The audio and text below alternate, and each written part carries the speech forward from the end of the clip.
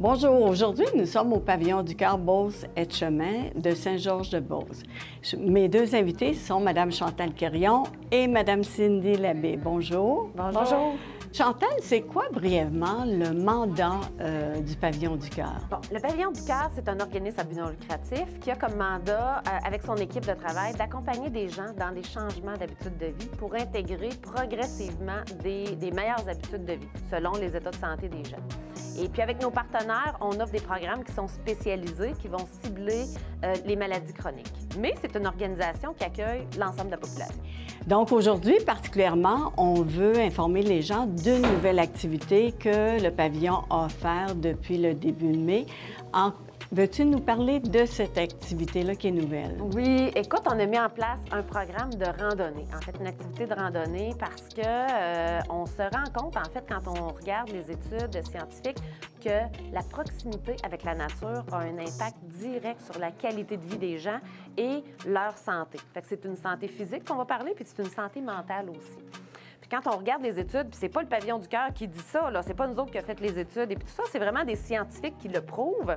Ça améliore l'intelligence des gens, parce que c'est des scientifiques canadiens même qui ont fait des recherches, puis ont prouvé avec des élèves que la présence de végétaux, en fait, dans une classe, les élèves avaient de meilleures notes que les élèves qui n'avaient pas de présence de végétaux. Là, imagine l'impact que la nature peut avoir sur l'être humain.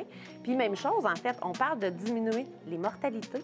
On parle de diminuer les visites à l'hôpital des gens qui sont en contact régulièrement avec la nature. Fait que ce programme-là, pour nous autres, bien, en plus d'être une belle activité physique pour la population d'ici, bien, on sait très bien aussi que ça a un impact positif sur leur santé interne à ces gens-là. Fait que c'est magnifique comme projet. Bien, justement, on va en parler avec Cindy, Oui. à savoir comment fonctionne. Explique-nous comment vous avez tout organisé ça, comment vous avez offert à la clientèle les randonnées en forêt en montagne. Oui, en fait, ça a parti le projet là, en début mai. Donc, on a offert une session là, de 8 sorties ce printemps. Et cette activité va se poursuivre pour être offerte là, cet automne, septembre et octobre. Donc, 4 semaines en septembre, 4 semaines en octobre, là, avant que la neige s'installe. Fait qu'en fait, nous, avec ce groupe de randonnée-là, on voulait vraiment créer une occasion pour que les gens puissent aller en nature, aller faire de la randonnée ensemble. On trouvait ça, des fois, c'est l'aspect de sécurité. Fait que les gens, ils n'osent pas y aller par eux-mêmes, mais ils seraient intéressés à le faire. Fait que nous, on offre ça, ce groupe-là. Donc, les gens se sentent en sécurité de venir faire de la randonnée avec nous. Et une autre chose qui est important, c'est de faire découvrir les sentiers qui existent en Chaudière-Appalaches. Fait que c'est vraiment le but initial là, du projet qu'on a fait au niveau de la randonnée. Comment que ça fonctionne? Les gens s'inscrivent, on se rejoint dans le stationnement du pavillon du cœur. Pour faire du covoiturage, on part pour notre randonnée. Et après ça, bon, on revient. Puis, comme on a dit, des fois, c'est 2 heures de marche. Des fois, ça peut être une journée un petit peu plus complète. Ça prend 4 heures faire la randonnée. Et j'aimerais ça peut-être enlever le mythe, à savoir que c'est pas nécessaire d'être un athlète pour aller faire de la marche en forêt. Veux-tu nous, vu que tu es kinésiologue, Oui. nous expliquer que l'on peut expérimenter ça en groupe, Oui, même bien, si on n'est pas un athlète? Oui, exactement. Mais notre projet de randonnée, on a plusieurs niveaux de difficulté. Donc, vraiment, on s'adapte avec les gens qui vont s'inscrire. Puis, souvent, quand on se rend à une place, on a plusieurs choix de sentiers à faire. Donc, on ajuste avec le groupe que l'on a et on s'attend, en fait, là, on est parti ensemble, chacun va à sa vitesse. Il n'y a personne qui a l'impression là, de courir pour suivre le groupe. Fait que souvent, on se ramasse comme en petit sous-groupe, puis chacun va à son rythme, puis il n'y a pas de presse. C'est fait dans le plaisir. Donc vraiment, nous, ça, c'est important au pavillon. C'est une de nos valeurs, que les gens aient le plaisir à bouger. Et est-ce qu'on pourrait parler des commentaires des gens? Qu'est-ce qui les a le plus étonnés? Ou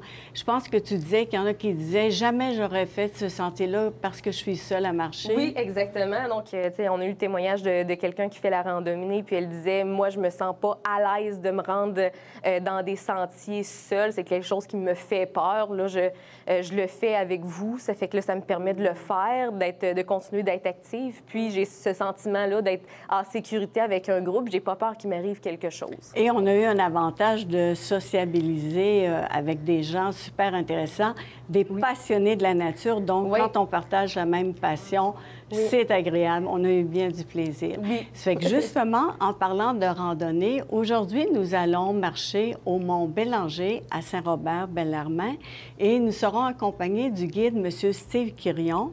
Et par la suite, nous allons aller discuter avec le maire de Saint-Robert, M. Jeannot Lachance. Donc, bonne randonnée. Merci.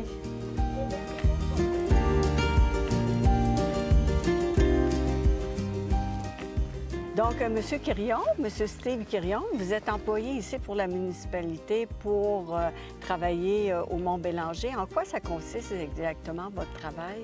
Je suis responsable des sentiers pédestres. Ça consiste au nettoyage, évidemment.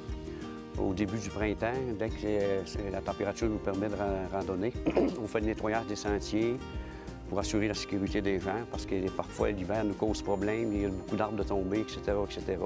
Fait qu'on fait un bon nettoyage des sentiers. Par la suite, bien, ça continue. C'est notre saison de camping qui commence. Donc, je suis en charge des sentiers, je prends les réservations de camping.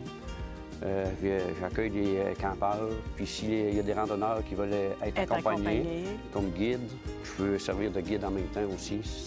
C'est un peu tout ça là, qui vient. Là. Donc, la période où les gens peuvent venir, c'est à peu près du 15 mai au 15 septembre? Oui, de la mi-mai à la mi-septembre, oui. Bon. Et j'imagine que durant les années de pandémie, vous avez eu beaucoup plus de fréquentation? Ah oui, exactement. Même ça a été nos années records. Les années records. Oui, Est-ce que vous calculez le nombre de fréquentations?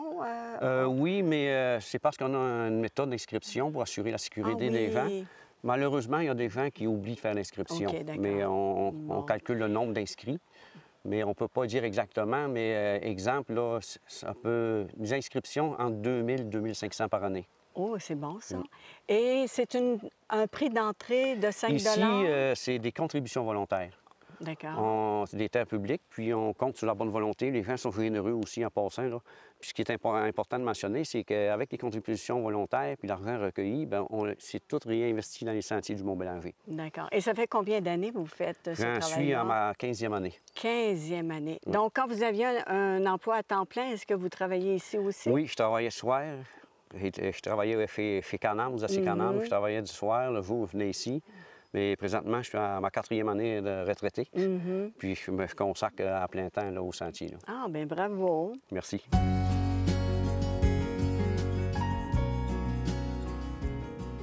Ici, on a à chaque intersection dans les sentiers, on a une carte de sentier comme celle-ci, avec un point rouge pour nous indiquer vous êtes ici, pour identifier à quel endroit exactement vous êtes rendu dans votre randonnée. Et vis-à-vis ce panneau-là, on a accès à une vue sur la tour? On voit évidemment la tour d'observation ici, où on va se rendre dans quelques instants.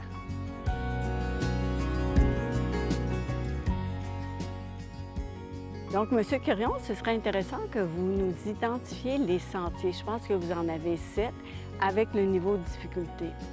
Oui, on en a pour tous les goûts, comme on dit, pour débutants, intermédiaires, avancés. Évidemment, un stationnement 1 au bord du lac Émilie, c'est pour débutants. C'est le sentier du bord de l'eau. Ensuite, on a les sentiers qui mènent aux éboulis, à la frontière américaine. Et puis, c'est notre fameux sentier où il y a le dénivelé qui a environ 350 mètres de dénivelé, le sentier de la face de singe. L'expression québécoise, là, que ça monte comme dans la face d'un singe. Ensuite, il y a aussi le sentier des Rabières, qui a lui aussi un bon dénivelé, le même dénivelé à peu près 350 mètres. Ensuite, on longe la frontière, puis on vient ici à la tour d'observation. Puis en revenant, on peut prendre le sentier de la forêt ancienne, le sentier de la passe, puis on revient au point de départ. En fait, c'est pour ça qu'il y a 2 stationnements. C'est que si vous calculez, si on parle en termes d'heures, il faut calculer en moyenne 7 heures de marche aller-retour si vous partez du stationnement 1 pour faire la longue randonnée. Comme celle qu'on fait aujourd'hui, si vous partez du stationnement 2, en moyenne, c'est 2 heures de marche aller-retour. Et la longue randonnée que vous venez d'identifier, est-ce que c'est celle-là qui est 17 km? Oui, oui. Et si on coupe par l'érablière, ça donne 11 km? Oui, c'est moins. C'est un raccourci, en fait, par l'érablière. Et le sentier de la tour d'observation, aller-retour, c'est 5 km? C'est bien ça, oui. Et ce sentier-là, c'est intermédiaire, hein? Oui, quand même, oui, c'est bon. Ah, bien, ça fait qu'il y a une grande variété. Oui, oui, puis chaque sentier a son petit cachet. Tantôt, on traverse une érablière, tantôt une sapinière, tantôt, on longe des caps sur le long de la frontière. Puis comme ici, on est dans la belle verdure. Puis chaque sentier a son petit cachet à lui. Bon, mais c'est bien. Est-ce qu'on pourrait dire que la récompense de faire le sentier de la Tour, c'est de monter en haut de cette belle tour avec le point de vue à 360 degrés, hein? Ah oui, exactement. C'est la cerise sur Sunday, comme on dit. C'est l'effet « wow ». Puis on peut dire qu'ici, la tour d'observation, c'était notre coup d'envoi. Parce qu'au début, évidemment, bien, il y avait le stationnement 1. Puis les gens faisaient, on faisait la longue randonnée pour se rendre au sommet, mais on n'avait pas le point de vue là, espéré.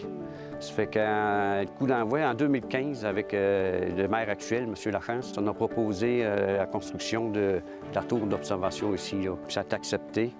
Puis c'était un beau projet. Puis ça a été beaucoup de travail. En passant, ça a été fabriqué chez Can-Am, par les aciers Can-Am. Et puis ça a été transporté ici en motoneige, en 4 roues avec des chenilles pour transporter l'acier, 12 000 livres d'acier qu'on a entreposé. Ensuite, les ingénieurs sont venus pour faire les tests de roc, puis évidemment, tout est conforme, puis ça s'est bien passé. Par la suite, on a érigé la tour, puis ça donne ce qu'on peut voir aujourd'hui. Puis on voit toutes les montagnes alentour, avoisinantes, là, dans l'État du Maine, puis au Québec ici, là. Comme le mont Mégantic, la pointe du mont Rignal, le mont Astoc, le Morne. Oui, c'est vraiment beau. Nous sommes avec M. Jeannot Lachance, maire de Saint-Robert-Bellarmin, qui est situé tout près de Saint-Gédéon-de-Beauce. Donc, nous avons eu la chance de parcourir le sentier au Mont-Bélanger. Et grâce à votre conseil municipal et à vos énergies, vos argents, plein de touristes peuvent venir ici. Comment ça a débuté tout ça, de partir des randonnées au Mont-Bélanger? Voulez-vous nous dire à qui appartiennent les terres et comment le club de chasse et pêche les entend? C'est des terres de l'État. Puis, dans le fond, c'est à tout le monde. Mais comment ça a débuté, l'historique? Voulez-vous nous en discuter un petit peu? Ça, en 2005-2006, il y a eu un comité qui s'est formé pour voir comment on pourrait aménager tout ça pour faire que ça fonctionne. Dans le temps, c'est juste M. Michel Poulet qui était là, maire.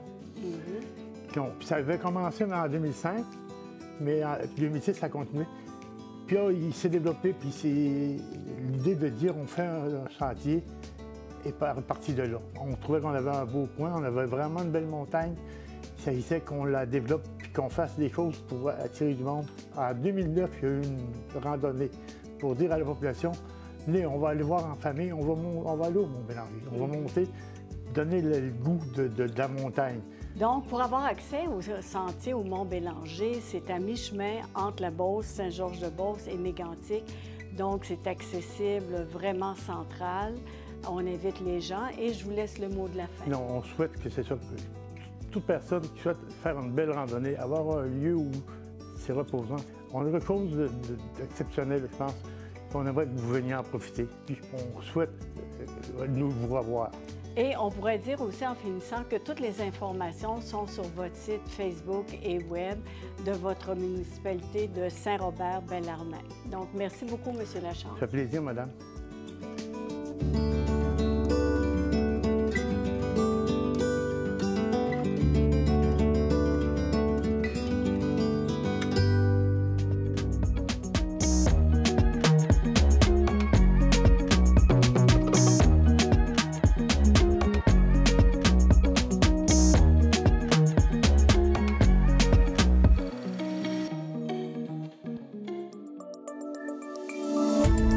Cette émission d'Accès est appuyée par Cogeco et est rendue possible grâce à la collaboration de la communauté avec Nous TV.